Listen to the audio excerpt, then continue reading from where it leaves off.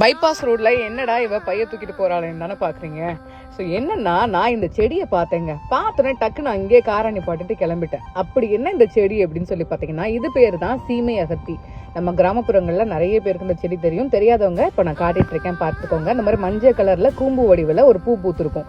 இதுலயே இப்போ நான் காட்டுறேன்ல, இதுதான் இந்த செடியோட விதை.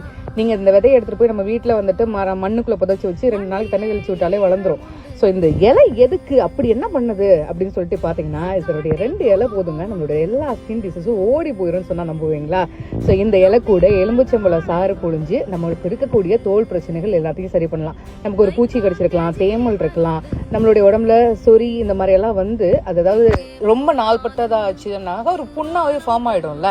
ஸோ அது எல்லாத்துக்குமே இந்த சீமை அகத்தி இலை ரொம்பவே பயனுள்ளதாக இருக்கும். இந்த சீமை அகத்தி இலை மொத்தமாக கிடச்சிச்சு அப்படின்னாக்கா, இது கூட குப்பைமேனி இலை வந்துட்டு ஒரு 100 கிராம், சீமை அகத்தி இலை 200 கிராம், 4 மிளகு, அப்புறம் கஸ்தூரி மஞ்சள் 2 போட்டு தேங்காய் எண்ணெயில் தட்டி போட்டு கொதிக்க வச்சு அந்த எண்ணெயை முழுக்க தேய்ச்சி வந்தாக்கா ஸ்கின் டிசீஸ் எல்லாம் பறந்து ஓடிடும். உங்களுடைய ஃப்ரெண்ட்ஸ்க்கு மறக்காம இந்த வீடியோவை ஷேர் பண்ணுங்க.